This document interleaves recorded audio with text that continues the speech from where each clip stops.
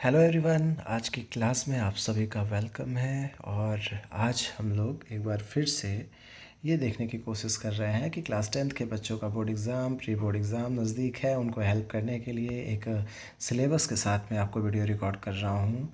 इसमें मैं आपको लाइव क्लास लेते हुए फेस नहीं दिखा रहा हूँ, बल्कि आपको ये चीज़ अपने मैकबुक पे दिखा रहा हूँ कि क्या क्या टॉपिक आपको पढ़ने हैं और क्या नहीं पढ़ने हैं। क्योंकि सब कुछ पढ़ डालते हैं बच्चे, जो नहीं पढ़ना है तो उससे भी बच्चों का टाइम वेस्ट होता है। तो नॉलेज के लिए वो अच्छी चीज़ है, ये मैं नहीं कहूँगा कि टाइम वेस्ट होता है, बट आपके एग्जामिनेशन के लिए वो बेटर नहीं है। ठीक है। The rise of nationalism in Europe, ये चैप्टर आपको पढ़ना है, अच्छे से पढ़ना है। इस चैप्टर में आपको फ्रेंच रिवॉल्ट के बारे में अच्छे से ट्राई करना है कि सब कुछ याद रहे। फ्रेडरिक सॉरियो के यूटोपियन विज़न को ध्यान देना है। आइडिया नेशन का क्या कैसे बना, फ्रेंच रिवॉल्यूशन, इसमें थोड़ा सा 9th वाली क्लास का आपको पढ़ना है। फिर यूरोप में 19th सेंचुरी में क्या क्या फैक्टर्स थे जो चेंजिंग लाए। उसके बाद बॉर्बन डायनेस्टी के बारे में आपको पढ़ना है। नेपोलियन बोनापार्ट के बारे में पढ़ना है। फिर उसके बाद एज ऑफ रिवॉल्यूशन जो 1830 से लेकर 1848 तक था, उसको पढ़ना है। रिवॉल्यूशनरीज़ का क्या कॉन्सेप्ट था, क्यों वो रिवॉल्यूशन लाना चाह रहे थे। फ्रेंच आइडेंटिटी, नेपोलियनिक कोड को आप पढ़िए। उसके बाद फिर आप इसमें नेपोलियन के द्वारा रिफॉर्म्स और यूनिफॉर्मिंग जो की गई उसके बारे में आपको ध्यान देना है। नेशनलिज्म की फीलिंग्स और इम्पीरियलिज्म की फीलिंग्स में क्या डिफरेंस है वो भी आपको ध्यान देना है। नेशन को विजुलाइज करने के क्या क्या तरीके थे, जैसे कि एलेगोरी क्या क्या चीज़ें यूज़ की गई, जैसे जर्मेनिया, इसको आपको ध्यान देना है। ठीक है। मैरियनी के बारे में पढ़ना है। इसके बाद जर्मनी और इटली के यूनिफिकेशन के बारे में पढ़ना है। फिर हंगर हार्डशिप और पॉपुलर रिवोल्ट के बारे में ध्यान देना है। फिर उसके बाद रोमांटिक इमेजिनेशन, जिसमें रोमांटिसिज्म क्या होता है, इसके बारे में आपको ध्यान देना है। इसमें पोएट्स और स्टोरी टेलर्स का क्या रोल था, इसको फोकस करना है। एक्ट ऑफ यूनियन 1707 जो स्ट्रेंज केस ऑफ ब्रिटेन है, ये भी आपको पढ़ना है। इटली यूनिफिकेशन मैंने जैसा बता ही दिया है। तो ये टॉपिक्स आपको पढ़ने हैं, पहले चैप्टर में इम्पॉर्टेंट हैं और आपको सिलेबस के अकॉर्डिंग मैंने बताया कि ये पढ़ेंगे अगर आप तो इससे आपके मार्क्स अच्छे आएंगे। स्टूडेंट्स, दूसरा चैप्टर है नेशनलिज्म इन इंडिया। इसमें आपको क्या पढ़ना है? पहली बात तो सत्याग्रह के बारे में पढ़ना है। 1917 में चंपारण, और वो प्लांटेशन के लिए था। 1917 में ही खेड़ा डिस्ट्रिक्ट गुजरात में लैंड रेवेन्यू के बारे में था। 1918 अहमदाबाद कॉटन मिल वर्कर्स के बारे में था। तो मैं थोड़ा तेज़ी से बताऊंगा ताकि कम टाइम में आपको ज़्यादा कंटेंट डिलीवर कर पाऊँ। और चूँकि मैं आपको सिलेबस दिखा के ही सारी बातें बता रहा हूँ, क्योंकि ये चीज़ें आपको पढ़नी हैं और ज़रूरी हैं। फिर रॉलेट एक्ट 1919 में जो हुआ, इसमें इंडियंस को प्रोटेस्ट करने के दौरान ही पकड़ करके, अब बिना किसी अत्याचार के ही, मतलब बिना किसी लड़ाई झगड़े के ही आपको प्रोटेस्ट करने भर के लिए एक जगह इकट्ठे होने के लिए भी अरेस्ट किया जा सकता था 2 साल के लिए विदाउट एनी ट्रायल, यानी कि किसी की सुनवाई भी नहीं होगी और आपको अरेस्ट कर लिया जाएगा। तो इससे जो है एक जो है डिसअपॉइंटमेंट फैली, एक रिवॉल्यूशन तैयार हुआ लोगों के दिमाग में कि भाई इसके अगेंस्ट में हमें आवाज़ उठानी चाहिए। जनरल डायर ने इसके बारे में एक मार्शल लॉ इम्पोज कर दिया था और इसका अपोज करने वालों को पकड़ करके जेल में डाला जा रहा था। जलियांवाला बाग ट्रेजिडी जो हुई 13 अप्रैल 1919 को, इसको भी आपको फोकस करना है। इसके बारे में ज़रूर आप लोग ज़रूर ही पढ़ लेंगे, मुझे अच्छे से उम्मीद है। वर्ल्ड वार के बारे में और इकोनॉमिक जो सिचुएशन थी उस समय, उसके बारे में आपको पढ़ना है। फिर खिलाफत मूवमेंट के बारे में पढ़ना है। इसके बाद में नॉन कोऑपरेशन मूवमेंट, रीजन क्या था, स्टेज क्या थे, सिविल सर्विसेज बायकॉट हुआ, कोर्ट कचहरी, लेजिस्लेटिव काउंसिल, स्कूल, इन सब में अच्छे से लोगों ने जॉब नहीं किया और उन्होंने अपने जॉब से जो है रिज़ाइन किया। इसीलिए इसको कहा गया कि भाई हम आपसे कोऑपरेट नहीं करेंगे और आप लोगों के वर्क में हम आप लोगों का सहयोग नहीं करेंगे। ठीक है। तो अब इसके बाद आपको क्या पढ़ना है, जैसे कि जाहिर सी बात है कि खिलाफत मूवमेंट, नॉन कोऑपरेशन मूवमेंट, ये दोनों एक साथ जुड़े हुए थे, फर्स्ट वर्ल्ड वार से रिलेट करके आपने पढ़ा होगा। और उसके बाद आपको पढ़ना है कि भारत माता के बारे में कैसे लिखा गया, उनका डिज़ाइन कैसे बनाया गया फ्लैग का। बंकिम चंद्र चट्टोपाध्याय ने भारत माता का जो पहला इमेज था वो बनाया था। इसके बाद में अलग अलग लोगों ने और अलग अलग तस्वीरें बनाई, इमेज बनाई। अबिंद्रनाथ टैगोर उसमें से एक थे और उन्होंने एक कूल काम फिगर बनाया भारत माता का। और फिर उसके बाद बहुत सारे जो है गज़ल और भजन बनाए गए, जिसमें वंदे मातरम सॉन्ग आप लोगों को याद होगा, बंकिम चंद्र चट्टोपाध्याय ने लिखा। तो इंडियन फॉकलोर सॉन्ग्स के बारे में बहुत ज़्यादा जो है बढ़ा चढ़ा के बताया गया। नतीशा शास्त्री जो है साउथ इंडियन फॉकलोर सॉन्ग की जो है बहुत बड़ी पहचान आइडेंटिटी बन के उभरी। नतीशा शास्त्री का नाम आप लोगों ने ज़रूर सुना होगा और पढ़ना ज़रूर इसके बारे में। और इनकी सॉन्ग्स जो है वो वीरता बहादुरी के थे, बलिदान के थे, त्याग के थे।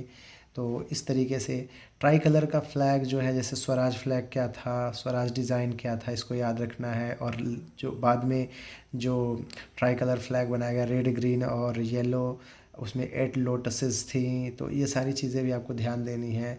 जो कि स्वराज फ्लैग जो रेड ग्रीन एंड वाइट था उसके स्पिनिंग व्हील के कंपैरिजन में डिफरेंशिएट करके रखा गया था उसका डिज़ाइन। उसके बाद जो है आपको Poona pact, B R Ambedkar के बारे में, डिप्रेस्ड क्लासेस एसोसिएशन के बारे में, नॉन कॉपरेशन को विदड्रॉ क्यों कर लिया गया, non cooperation movement country side में कैसे फैला और इसकी लिमिट्स क्या थी सिविल डिसोबीडियंस मूवमेंट की, और टाउन में कैसे इसको फैलाया गया, और साइमन कमीशन क्या था, सिविल डिसोबीडियंस मूवमेंट में क्या क्या इवेंट्स थे, क्या क्या, जैसे सॉल्ट मार्च के बारे में आप जरूर लिखिए। सॉल्ट मार्च में कितने किलोमीटर का डिस्टेंस ट्रेवल किया गया, कितने फॉलोअर्स थे गांधी जी के साथ में उस समय शुरुआत में। और गांधी इरविन पैक्ट के बारे में पढ़िए जो कि 5 मार्च 1931 को था। उसके बाद में पीजेंट कम्युनिटीज़ की क्या जो है कंट्री साइड में कंडीशन थी, सिचुएशन क्या थी, कैसे वो जो है अपनी अपनी डिमांड्स रख रहे थे, सबके लिए अलग अलग कोशिशें थी इस मूवमेंट से जुड़ी हुई। इसके बाद में आप इसके इम्पॉर्टेंट जैसे फ्लैग और कांग्रेस की मीटिंग्स के बारे में आप पढ़िए। कांग्रेस की मीटिंग में स्पेशली आप मैप के क्वेश्चंस पाते हैं, और दांडी के बारे में आप पढ़ेंगे, खेड़ा के बारे में और चंपारण के बारे में, और जलियांवाला बाग मैसेकर के बारे में। ये सब मैप के क्वेश्चंस बनते हैं, तो यहाँ भी आपको ध्यान देना है। ठीक है। इसके बाद मैंने जैसा आपको बताया था कि कुछ टॉपिक ऐसे हैं the making of global world में जो कि आपको पढ़ने हैं एग्ज़ाम के लिए। कॉन्क्वेस्ट, डिसीज़ एंड ट्रेड, यानी कि इसमें आपको रूट्स के बारे में पढ़ना है, ट्रेड के बारे में, डिसीज़ जैसे कि small pox, warfare, biological warfare कहा गया, और पुर्तगीज़ स्पेनिश कॉन्क्वेस्ट जो है वो हुआ डिसीज़ और ट्रेड के थ्रू। उसके बाद सिल्क रूट के बारे में आपको पढ़ना है, लैंड और सी रूट्स जो कि वर्ल्ड को एक दूसरे के साथ जोड़ रहे थे, जैसे चाइनीज़ पॉटरी सामान, इंडियन टेक्सटाइल, जो स्पाइसेस थी, जो प्रीशियस मेटल्स थे, पोटैटो, मेज, टोमेटो, चिली, ये फूड का ओरिजिन कहाँ हुआ, किस देश में हुआ, इन सब टॉपिक्स को अगर आप पढ़ लिए तो ये टॉपिक आपका कवर हो जाएगा। ठीक है। सिल्क रूट, फूड ट्रेवलिंग और कॉन्क्वेस्ट, डिसीज़ एंड ट्रेड, ये प्री मॉडर्न वर्ल्ड में आपको पढ़ लेना है। ठीक है। देखिए डिस्प्ले ज़्यादा देर तक ऐसे ही रहता है तो थोड़ा सा डिस्प्ले जो है वो आराम करने लगता है हम लोगों की तरह, तो उसका कोई टेंशन नहीं है। फिर आपको हम समझाते हैं कि print culture and modern world में आपको क्या क्या टॉपिक्स पढ़ने हैं।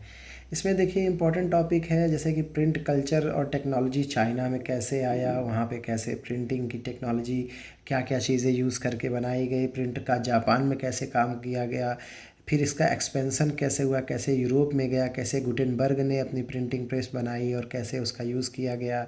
फिर उसके बाद रीडरशिप 19th सेंचुरी में कैसे बढ़ने लगा, चिल्ड्रेन, वुमेन और लेबरर्स सबकी अलग अलग चीज़ें, अलग अलग सोच होती थी, सब लोगों के लिए अलग अलग तरीके से लिखा जाता था। फिर उसके बाद रीडरशिप धीरे धीरे बढ़ते चला गया, कल्चर बढ़ी, प्रिंट कल्चर बढ़ा, मार्टिन लूथर किंग जैसे लोग आए। मार्टिन लूथर ने 95 डिसेंट थेसिस बनाया था 1517 में, जिसमें उन्होंने कैथोलिक चर्चेज़ और फादर और पोप्स और प्रीस्ट लोगों का अपोज़ किया था कि आप लोग ही भगवान से मिलने के सिर्फ रास्ते नहीं जानते, कोई भी इंसान भगवान को, गॉड को याद करके उनके रास्तों पे चल करके अच्छे रास्तों पे उनको पा सकता है। लेकिन आप लोग जो चीज़ें बेनिफिट उठा रहे हो डरा करके भगवान के नाम पे, और लोगों को आप रॉब कर रहे हो, लूट रहे हो, उनसे सामान ले रहे हो, तो वो सब चीज़ें गलत है। उसका अपोज उन्होंने किया था। ठीक है। तो ये मार्टिन लूथर ने लिखा था, याद रखिएगा इस चीज़ को। ठीक है। इसको प्रोटेस्टेंट रिफॉर्मेशन के वर्ड से भी जोड़ा जाता है। डेमोक्रेटाइजेशन ऑफ थॉट हुआ, फिर लोगों के विचारधाराएं बनाई गई, बुक और मैगज़ीन और न्यूज़पेपर आर्टिकल्स लिख लिख करके लोगों को जागरूक किया गया कि भाई सबके मर्ज़ी से देश चलाने वाला चुना जाना चाहिए, तो इसको डेमोक्रेटाइजेशन कहा गया। ठीक है। प्रिंट रिवॉल्यूशन इंडिया में कैसे आया, इसमें सबसे बड़ी बात है कि पहले रिच लोगों के पास आया, मनुस्क्रिप्ट्स जो संस्कृत में, अरेबिक में, पर्सियन में, वर्नाकुलर लैंग्वेज में बनाई गई। फिर पुर्तगीज़ जो है जब मिशनरीज़ आई तब उन्होंने 1674 से कुछ 50 बुक्स जो है पब्लिश की गई, जैसे कैनरा का, कोंकणी का। तो उसके बाद पहला जो पेपर था वो बंगाल गैजेट था, जो कि गंगाधर भट्टाचार्य ने प्रिंट किया था। इसको भी याद रखनी है आपको।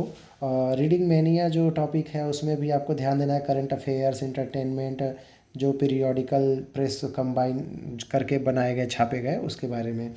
फिर उसके बाद आया ब्रिटिश रेजिस्टेंस।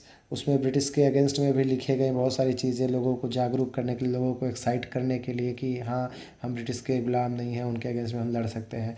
तो सेंसरशिप जो है, नेशनलिस्ट आइडियाज़ इंडिया में जब निकाले गए, प्रिंट होने लगे, तो उस पर अंग्रेज़ों ने जो है सेंसरशिप लगा दिया। यानी कि आप याद रखिए, प्रिंट रिवॉल्यूशन, इंडिया और प्रिंट, फिर सेंसरशिप ऑफ प्रिंट, ये ध्यान से पढ़ना है आपको।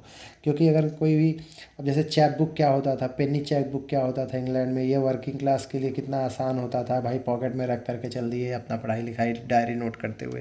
तो ये सारी चीज़ें ना प्रिंट के ही एक मीडियम से मॉडर्न वर्ल्ड तक फैलने की कोशिशें और शुरुआत मानी जाती है। फिर आते हैं हम आपके ज्योग्राफी के सिलेबस पे। रिसोर्स और डेवलपमेंट चैप्टर है, इसमें आपको पढ़ लेना है कि बेसिस क्या है रिसोर्स के कैटेगराइजेशन का, on the basis of exhaustibility. फिर उसके बाद आ जाता है on the basis of originality, जिसमें बायोटिक और अबायोटिक आता है, रिन्यूएबल नॉन रिन्यूएबल आता है। बेसिस ऑफ ऑनरशिप क्या है भाई, इसको देखो 4 टाइप में हम लोग बांट देते हैं। इंडिविजुअल है, कम्युनिटी है, नेशनल है, इंटरनेशनल है। जैसे समंदर में 200 नॉटिकल माइल के बाद में इंटरनेशनल बॉर्डर आ जाता है। नेशनल वो है जो अपने देश की बाउंड्री के अंदर है, जैसे फॉरेस्ट है, वाइल्ड लाइफ है, रिसोर्सेज है, रिवर्स है, ठीक है। कम्युनिटी क्या है भाई, जैसे पार्क है, रोड है, जो कि एक इंसान के मालिकाना हक की नहीं होती, सभी के यूज़ के लिए बनाई गई है। इंडिविजुअल क्या है, प्राइवेट हाउस, जैसे आपका खुद का घर आपके नाम पे, आपके पापा के नाम पे है, आपकी खुद की प्रॉपर्टी है, आपका बैग है, आपका बुक है। तो ये सब जो प्राइवेटली आप एक इंसान मालिकाना हक रखता है, उसको इंडिविजुअल रिसोर्स कहते हैं। और उसके बाद आ जाता है भाई स्टेटस ऑफ डेवलपमेंट, यानी रिसोर्स को पाने और उसको डेवलप होने के बाद पाने के आधार पे बनाया गया है। जैसे पोटेंशियल रिसोर्स क्या है भाई, जैसे सूरज की रोशनी से हम बहुत सारी एनर्जी पा सकते हैं, तो पोटेंशियली है ये चीज़ है, लेकिन पूरी तरह से हम यूटिलाइज नहीं किए हैं। डेवलप्ड रिसोर्स वो है जो कि यूटिलाइजेशन में है, जैसे कोल माइंस, कोयला की खान जो है वो डेवलप्ड रिसोर्स है और उसको हम लोग यूज़ भी कर रहे हैं। स्टॉक रिसोर्स क्या है, जैसे टेक्नोलॉजी है भाई कि हाइड्रोजन की एनर्जी को हम लोग यूज़ कर लें और उसको और ज़्यादा से ज़्यादा जो है यूज़ करके कार में और बाकी चीज़ों में हाइड्रोजन एनर्जी का इस्तेमाल करके उसको हम यूटिलाइज़ कर सकते हैं। तो स्टॉक है, टेक्नोलॉजी उसकी अभी इतनी तगड़ी नहीं है कि उसको बढ़िया से यूज़ किया जा सके, यूटिलाइज़ किया जा सके। रिज़र्व्स है, जिसे हम लोग जानते हैं कि ये इस एरिया में पाया जा सकता है, इस रिसोर्स से हमें ये चीज़ हम कर सकते हैं, लेकिन वो कर नहीं पाए हैं अभी तक हम। तो रिज़र्व्स हैं, लेकिन उसको अभी हम लोग पूरी तरह से यूटिलाइज़ नहीं कर पाए हैं। तो रिज़र्व्स भी स्टॉक की कैटेगरी को बांटता है, यानी रिसोर्स की कैटेगरी को बांटता है, ठीक है। फिर आ जाते हैं हम, रीज़न क्या है भाई कंजर्वेशन का, क्यों हम बचाना चाहते हैं चीज़ों को, रिसोर्सेज को। क्यों, क्योंकि ये सब भाई देखो नॉन रिन्यूएबल है, रिन्यूएबल नहीं है, ये सब खत्म हो जाएंगी तो नेक्स्ट जनरेशन को बड़ी मुश्किलें आएंगी, ठीक है। तो रिसोर्स प्लानिंग की ज़रूरत भी इसीलिए बोली गई है कि भाई आइडेंटिफाई करिए, सर्वे करिए, मैपिंग करिए, एस्टिमेशन करिए, तब जाके रिसोर्सेज को टेक्नोलॉजी बना करके उसको निकाल कर उसको यूटिलाइज़ करने के रास्ते में आप एक सफलता पा सकते हैं। रिसोर्स प्लानिंग इंडिया में देखिए एक माना जाता है शुरुआत इसकी हुई थी रोम में 1968 में, क्लब ऑफ रोम ने इसको शुरुआत की थी। ब्रंडटलैंड कमीशन ने 1987 में इंट्रोड्यूस किया था सस्टेनेबल डेवलपमेंट रिपोर्ट को। फिर फर्स्ट इंटरनेशनल अर्थ समिट जो है वो 1992 में रियो डी जेनेरियो ब्राज़ील में हुई थी, जिसमें एजेंडा 21 रखा गया था और उसमें बातें की गई थी कि भाई कैसे सस्टेनेबल डेवलपमेंट हम लोग कर सकते हैं। इसके बाद आपको पढ़ना है सॉइल के बारे में। सॉइल के बारे में जब आप पढ़ोगे तो आपके दिमाग में 4 चीज़ें आनी चाहिए। पहली चीज़ की क्लासिफिकेशन कर दो कि सॉइल कैसे कैसे होते हैं। एलुवियल हो गया, ब्लैक हो गया, रेड हो गया, लेटराइट हो गया, अरिड हो गया, फॉरेस्ट सॉइल हो गया। फिर फॉर्मेशन कैसे होता है सॉइल का, तो भाई पेरेंट रॉक होते हैं, उनके टूटने से, बेड रॉक के टूटने से, क्लाइमेट से, वेजिटेशन से और टेम्परेचर के चेंज होने से, वाटर के फ्लो से, विंड से, ग्लेशियर्स के पिघलने से, कई फैक्टर होते हैं जो कि सॉइल को बनाते हैं, ठीक है। आप समझ गए होंगे। सॉइल इरोजन क्या है, यानी सॉइल को बिगाड़ने के तरीके क्या क्या होते हैं, सॉइल को बर्बाद करने के या सॉइल के क्या करते हैं उसके हरास होने के जो है क्या क्या कारण हो सकते हैं। तो पहला तो देखो ह्यूमन एक्टिविटी हो गया, डिफॉरेस्टेशन हो गया, ओवर ग्रेजिंग हो गया, कंस्ट्रक्शन हो गया, माइनिंग हो गया, रोड बनाना, ये सब सारी चीज़ें, कोल निकालना, आयरन निकालना। डिफेक्टिव फार्मिंग हो गया, यानी कि फार्मिंग में आप ओवरफ्लो ऑफ वाटर दे रहे हो, हाई और हैवी इरिगेशन दे रहे हो, ओवर इरिगेशन कर रहे हो, ये सब कारण होते हैं। और उसके बाद नेचुरल जो फोर्सेस हैं वो क्या है भाई, देखिए विंड, वाटर और ग्लेशियर, इनकी वजह से भी मिट्टी का जो है सॉइल का डिस्टरबेंस होता है। गलीज इरोज़न होते हैं, क्लेई सॉइल का जो दिक्कत होती है, सीट इरोज़न होते हैं, विंड इरोज़न होते हैं। फिर सॉइल कंजर्वेशन की बात होती है तो उसमें हम कंटोर प्लो कर सकते हैं, स्ट्रिप क्रॉपिंग कर सकते हैं, शेल्टर बेल्ट्स यूज़ कर सकते हैं, अफॉरेस्टेशन कर सकते हैं। और उसके बाद पैटर्न ऑफ यूटिलाइजेशन के बारे में अगर हम पढ़ते हैं तो भाई हमारे यहाँ प्लेन जो है वो 43% है, माउंटेन 30% है, प्लेट्यू 27% है। लैंड यूटिलाइजेशन में कुछ लैंड जो है फॉरेस्ट है, कुछ लैंड बैरन लैंड है, ऊसर ज़मीन जिसे हम कहते हैं, परमानेंट पोस्चर्स हैं, चारागाह जिसे हम कहते हैं, फॉलो लैंड है, फिर नेट सोन एरिया है। यानी कि सबसे लास्ट जो आप टॉपिक पढ़ते हो वो नेट सोन एरिया, यानी एकदम नेट टू नेट जितनी बुआई की गई है जिस पे फसल उगाया जा रहा है। लैंड यूज़ का पैटर्न जो है वो 3.28 मिलियन स्क्वायर किलोमीटर का टोटल एरिया है इंडिया में। फॉरेस्ट एरिया 24% के आसपास है, इसको हम टू बी प्रिसाइज 23%, 23.5 या 48% ऐसा कुछ है। तो परमानेंट पोस्चर्स जो है वो थोड़ा सा डिस्टर्ब हो रहे हैं, क्योंकि जाहिर सी बात है कि लोग अपने लिए घर बना रहे हैं, फ्लैट्स बन रही हैं, बिल्डिंग्स बन रही हैं और रोड बन रहे हैं। तो धीरे धीरे ज़मीन का जो खालीपन है, जो एग्रीकल्चरल लैंड है, जो फॉरेस्ट एरिया है, सब घट रहा है धीरे धीरे। क्योंकि बहुत सारे निर्माण जब गवर्नमेंट करती है तो एग्रीकल्चरल लैंड को ही आसान पाती है कन्वर्ट करके बनाने के लिए। ये गवर्नमेंट के लिए इसलिए आसान होता है क्योंकि गवर्नमेंट ज़्यादा खर्च नहीं करेगी, एकदम एकदम प्लेन ज़मीन पा जाएगी और उस पर कुछ भी अपना निर्माण कर सकती है। फिर लैंड यूज़ का पैटर्न तो आप लोगों को मैंने बता दिया। लैंड डिग्रेडेशन का, deforestation, over grazing, mineral processing, water logging, mining, quarrying, ये सब चीज़ें जो है लैंड डिग्रेडेशन के कारण होते हैं। लैंड कंजर्वेशन के बारे में अगर हम आपको बताएं तो इसमें अफॉरेस्टेशन है, खूब सारे पेड़ पौधे लगाइए, प्लांटिंग करिए, शेल्टर बेल्ट्स बनाइए, प्रॉपर मैनेजमेंट करिए ग्रेजिंग लैंड्स का, और माइनिंग एक्टिविटीज़ को कंट्रोल करनी होगी जो कि पॉसिबल नहीं है। प्रॉपर डिस्पोजल होना चाहिए इंडस्ट्रियल इफ्लुएंट्स का, यानी कि जो भी फैक्ट्री से वेस्ट निकलते हैं उसका प्रॉपर डिस्पोज होना चाहिए। तो ये पहला चैप्टर आपका है resource and development. I hope कि आप लोगों को ये टॉपिक, जब हम चैप्टर वाइज आपको सिलेबस के बारे में बता रहे हैं तो ये सुनेंगे अगर आप, तो आपको काफ़ी इंटरेस्टिंग लगेगा। और इंटरेस्टिंग लगने के साथ साथ उम्मीद है कि आप लोगों की तैयारी भी हो जाएगी। Forest and wild life resources में आपको ध्यान देना है कि टाइप ऑफ फॉरेस्ट पर लेना है, जैसे रिजर्व फॉरेस्ट हो गया, प्रोटेक्टेड फॉरेस्ट हो गया, अनक्लास्ड फॉरेस्ट हो गया, फॉरेस्ट कवर हो गया। या आपको टॉपिक्स ये भी पढ़नी ज़रूरी हैं कि भाई फॉरेस्ट को जो है ग्रेट सिग्निफिकेंस के रूप में हम कैसे समझें, फॉरेस्ट की क्या ज़रूरतें हैं, फॉरेस्ट हमारे लिए क्या देती हैं, क्या प्रॉफिट देती हैं या एक्सप्लॉइट होती हैं, और बायोडाइवर्सिटी क्या है हमारे देश में, वाटर, एयर, सॉइल, इन सब का इकोलॉजिकल डाइवर्सिटी में क्या रोल है। उसके बाद हमारे जो है एक तरीके के सैक्रेड ग्रुप्स हैं जो कि ट्री, माउंटेन, रिवर्स, लेक्स, ये सब मिल करके हमारे जो है वर्जिन फॉरेस्ट को क्रिएट करते हैं। वर्जिन फॉरेस्ट वो है जो अनटच्ड है ह्यूमन एक्टिविटीज़ से, अपने आप से ग्रो हुआ है, उसको कहते हैं। उसके बाद आपको ये भी पढ़ना है कि फ्रेश वाटर रिजर्व्स क्या हैं हमारे देश में, वाटर रिसोर्स की बात कर रहे हैं। उसके बाद वाटर स्कैरसिटी की बातें क्यों होती हैं, बम्बू ड्रिप इरिगेशन क्या होता है, गवर्नमेंट की स्कीम क्या होती है, रिवर के प्रोजेक्ट्स क्या होते हैं, डैम्स यानी कि multipurpose river projects, rain water harvesting क्या होता है। और इसमें आप पढ़ते हुए ये भी ध्यान देंगे कि वाटर का जो रेशियो है वो फ्रेश वाटर का, ओशियानिक वाटर का, इन सब चीज़ों का भी, लेक्स के बारे में, डैम्स के बारे में पढ़िए, मैप के क्वेश्चन के रूप में भी ये इंपॉर्टेंट हो जाते हैं। इसके बाद फिर एग्रीकल्चर के बारे में पढ़िए, जिसमें एग्रीकल्चर में जब आप पढ़ेंगे तो आप प्रिमिटिव और इंटेंसिव और प्लांटेशन और कॉमर्शियल फार्मिंग, इन चारों के बारे में जब पढ़ोगे, इसके कंपैरिजन, इनके जो है सिग्निफिकेंट फीचर्स के बारे में पढ़ोगे, कॉटन की फार्मिंग, रबी सीज़न, खरीफ सीज़न, जायद सीज़न, इस सीजन्स में क्या क्या क्रॉप्स उगाई जाती हैं, कौन से क्रॉप्स जो है इंडिया में ज़्यादा किस स्टेट में उगाए जाते हैं, उनके लिए कैसा टेम्परेचर, कैसा क्लाइमेट चाहिए, कितना रेन फॉल चाहिए, तो ये सारी जानकारी भी आपको पढ़नी है। फिर कॉटन, जूट और रबर के बारे में पढ़िए। ये नॉन फूड क्रॉप्स हैं, और एक क्रॉपिंग सीज़न आपने पढ़ा। फिर नॉन फूड क्रॉप्स के बारे में पढ़िए, फूड क्रॉप्स के बारे में पढ़िए। अब भाई फूड क्रॉप्स जो जो है उसमें आप खाते होंगे मेज़, मेज मतलब मेज टेबल नहीं, वो मक्के की बात हो रही है।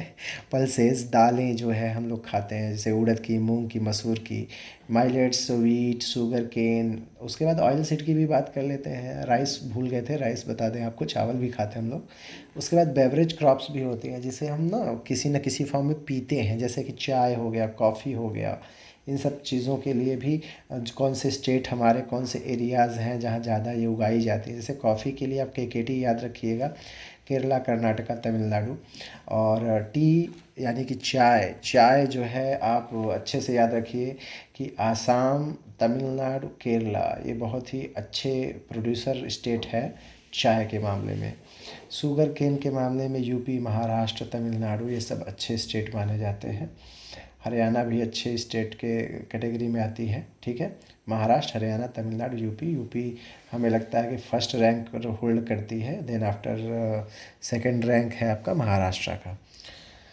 तो ये सारी चीज़ों को पढ़िए आप। एग्रीकल्चर में भूदान, ग्रामदान, ये ज़रूर पढ़िएगा, ये बहुत इंपॉर्टेंट है। रिफॉर्म्स, ज़मीन को सुधारने के लिए गवर्नमेंट ने क्या क्या इंस्टीट्यूशंस ओपन किए हैं, कैसे किसान क्रेडिट कार्ड को बनाया गया, कैसे क्या उसकी यूटिलाइजेशन है, फर्टिलाइज़र्स को प्रोवाइड करने के लिए गवर्नमेंट ने क्या उपाय किए हैं, और इंडियन काउंसिल ऑफ एग्रीकल्चर यानी ICAR का क्या रोल है, और जो किसान के हेल्प के लिए न्यूज़ चैनल्स और आकाशवाणी और रेडियो चैनल्स बनाए गए, ये सभी इंपॉर्टेंट टॉपिक्स हैं, तो आप इसे भी कवर कर सकते हो। ऑयल सीड के बारे में भी ज़रूर पढ़िएगा कि इंडिया में ऑयल सीड जो है वो ऑयल बनाने के लिए, कॉस्मेटिक्स और सोप, शैम्पू, ये सब बनाने के लिए, फेस वॉश, ये सब बहुत ज़रूरी है। और ऑयल सीड को प्रोड्यूस करने के मामले में आंध्र प्रदेश, गुजरात, तमिलनाडु, ये 3 स्टेट बहुत ही आगे हैं। तो कॉटन में भी गुजरात, महाराष्ट्र बहुत अच्छे हैं, आंध्र प्रदेश भी अच्छा है, तमिलनाडु भी अच्छा है। जूट में वेस्ट बंगाल टॉप पे है, बिहार भी है, आसाम भी है। तो इस तरीके से आप अपनी तैयारी में इन चीज़ों को फोकस में रख सकते हैं। मिनरल एनर्जी रिसोर्सेज में हम मिनरल्स को कैटेगराइज कर लेंगे, और ऑकरेंस का कैसे, मतलब हमें मिनरल्स मिलते हैं, मिनरल्स की सिग्निफिकेंस क्या है, मोड ऑफ मिनरल्स कंजर्वेशन कैसे इसका हम कर सकते हैं एनर्जी के रिसोर्स के रूप में, और मिनरल्स को कैसे, किस मेथड से हम कंज़र्व कर सकते हैं, रीज़न्स क्या है कंज़र्व करने के, ferrous minerals, non ferrous minerals, conventional resources of energy क्या है, non conventional sources of energy क्या है, नॉन मेटेलिक मिनरल्स क्या हैं, इन सब के बारे में हम अच्छे से तैयारी करेंगे तो हमारा mineral and energy resource chapter भी अच्छे से तैयार हो जाएगा। तो इससे आपको थोड़ा सा मैप का क्वेश्चन भी फोकस में रखना है, ठीक है। मैन्युफैक्चरिंग इंडस्ट्रीज़ जब आप पढ़ेंगे तो एग्रीकल्चर और इंडस्ट्री ये साथ में कैसे रोल प्ले करते हैं, एक दूसरे का हाथ पकड़ करके कैसे देश की जीडीपी में अपना कंट्रीब्यूशन देते हैं। इंडस्ट्रियल लोकेशन क्या है, एयर पॉल्यूशन कैसे फैलता है, वाटर पॉल्यूशन कैसे फैलता है, थर्मल पॉल्यूशन कैसे फैलता है, नॉइज़ पॉल्यूशन कैसे फैलता है। इंडस्ट्रियल पॉल्यूशन के ही ये सारे रूप हो सकते हैं। एग्रो बेस्ड इंडस्ट्रीज़ क्या है, मिनरल बेस्ड इंडस्ट्रीज़ क्या है। According to main role of industries अगर बात की जाए तो हमारे यहाँ प्रोडक्ट्स जो है वो मैन्युफैक्चर होते हैं, तो ज़्यादातर जो है मैन्युफैक्चरिंग रिसोर्सेज, मिनरल्स, सब कुछ नेचुरली ही हम लोगों को एक्सप्लॉइट किया जाता है। जब रिसोर्सेज को तब पाते हैं हम लोग, और इसके ओनरशिप के बेसिस पे भी हम इसे बांटते हैं प्राइवेट सेक्टर में, जॉइंट सेक्टर और कोऑपरेटिव सेक्टर में, और इंडस्ट्रियल ओन्ड बाय गवर्नमेंट और इंडिविजुअल्स, यानी कि कोई गवर्नमेंट सेक्टर है तो कोई प्राइवेट सेक्टर है, कोई प्राइवेट और पब्लिक दोनों मिला के जॉइंट सेक्टर बना दिया गया है। बल्क एंड हैवी वेट जो मैन्युफैक्चरिंग इंडस्ट्री में सामान बनाए जाते हैं उसको हैवी इंडस्ट्री में बांधते हैं। फिर लाइट इंडस्ट्री उसको कहते हैं जो छोटी मोटी चीज़ें हैं, जैसे पेंट ब्रश हो गया, बल्ब हो गया, छोटी मोटी चीज़ें हैवी इंडस्ट्री में, हैवी मशीनरीज हो गई। और कैपिटल इन्वेस्टमेंट में क्या है भाई, जैसे इन्वेस्टमेंट कर रहे हो आप 1 करोड़ रुपए के हिसाब से या उससे कम में तो स्मॉल स्केल इंडस्ट्री बोल दिया गया। अगर आप 1 करोड़ से ज़्यादा ले गए तो लार्ज स्केल इंडस्ट्री कह दिया गया। तो इस तरीके से इसका बंटवारा भी जो है इसको आपको पढ़ना है अच्छे तरीके से। इकोनॉमिक्स और पॉलिटिकल साइंस की वीडियो ऑलरेडी अपलोड कर दी है मैंने, इसलिए आज स्पेशली सिलेबस को दिखाते हुए आपको, और मैंने ये कोशिश की है कि आप ज्योग्राफी और हिस्ट्री में आपको क्या पढ़ने हैं ये ज़रूर आप दिमाग में फ़िट कर लीजिए। Life line of national economy, यहाँ से मैप के क्वेश्चंस आएंगे, ठीक है। और इसमें भी मैप के क्वेश्चंस क्या आते हैं वो भी मैं आपको समझा देता हूँ। पाइपलाइंस और एयरपोर्ट कहाँ पे हैं, और रेलवे ट्रैक्स कौन कौन से कहाँ पे गए हैं, हाईवे कौन सा किस किस स्टेट को कनेक्ट कर रहा है, हाईवे नंबर के नाम से भी क्वेश्चंस आ सकते हैं। पोर्ट दिखाने के लिए कि कौन सा पोर्ट किस स्टेट में है, तो ये ज़रूर आप अच्छे से तैयार करिए। आप लोगों के साथ हमेशा हमेशा भगवान अपना आशीर्वाद बना के रखें, और आप लोग अच्छे से अपना रिज़ल्ट बढ़िया लाएं, और अपने पेरेंट, अपने स्कूल, अपने टीचर्स, अपने फ्रेंड्स सबके बीच में एक प्राउड मोमेंट तैयार करें। और टेक केयर, बाय बाय।